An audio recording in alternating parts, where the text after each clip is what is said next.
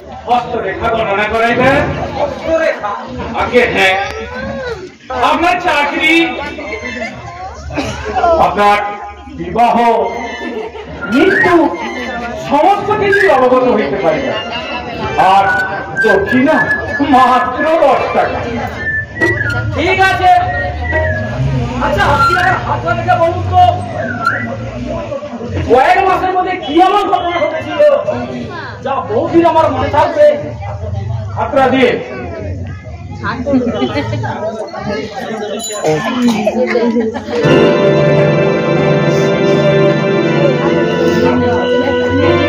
আমরা তো শনি কথা চলছে মশাই। কয়েক মাস পূর্বে বিনা কারণে আপনি প্যান্ডানি খাইয়েছেন, বলে আর কি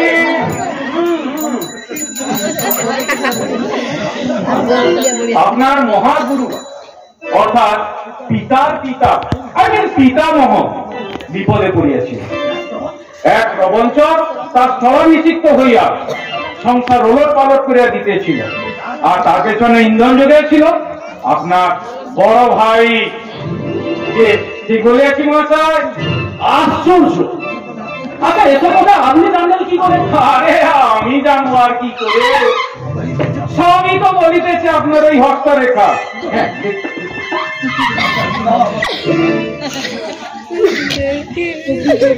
আপনার বিবাহ হইব না, কারণ আপনার পিতামহ আপনার পছন্দের পাত্রীর সহিত বিবাহ দিতে রাজি নয়।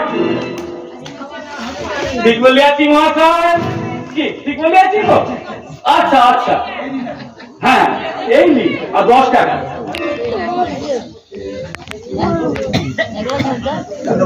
ধন্যবাদ মহাশয়, আপনার মনস্কামনা পূর্ণ হোক।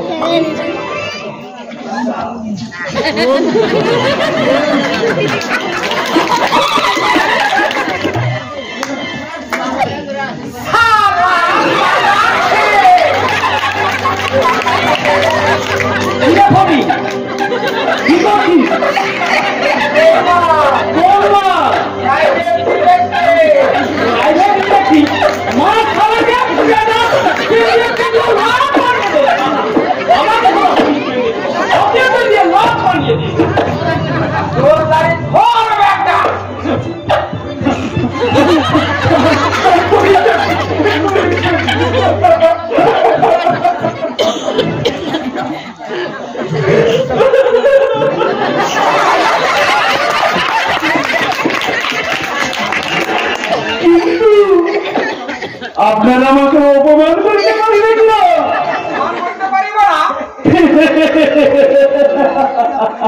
কি করিয়া পারিবেন? আপনার অপমান আমি যদি সম্মান বলিয়া গ্রহণ করি, আমাকে অপমান করিবেন কি করিয়া? আচ্ছা বিহাব, আরে দেখুন মশাই, দেখুন মশাই, ঠিক 1 মাস পূর্বে এরকম একটি কেসে আমাকে মারিতে মারিতে অসমিত করিয়া দিয়েছিল পাবলিক। পাবলিক মারিয়া দেনি, কিন্তু আমাকে অপমান করিতে পারে না। আমি কথা একটু শিথিল করুন বাবু, একটা বিড়ি খাইব।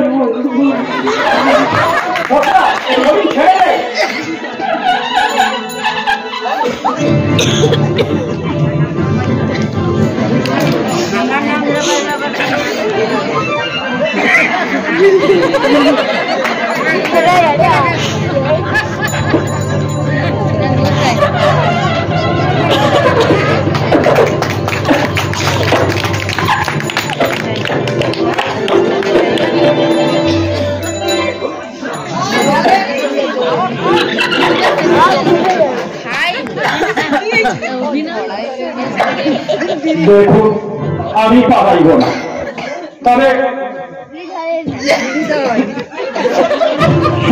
কিভাবে পালাইয়া যায় তাহাই দেখাইতেছে। মনে করুন আপনারা দুজন পুলিশ দাঁড়াইয়া আছেন তো? এইবার চোর করিল আস্তে আস্তে এইভাবে এইভাবে ডাল দিকে অগ্রসর হইতে হইতে পুলিশ এত বোকা নয়, তা বুঝেছো? পুলিশ কোথায় বোঝে না, পুলিশ তো নজর রাখিয়াছে। তবে চোর এইভাবে এইভাবে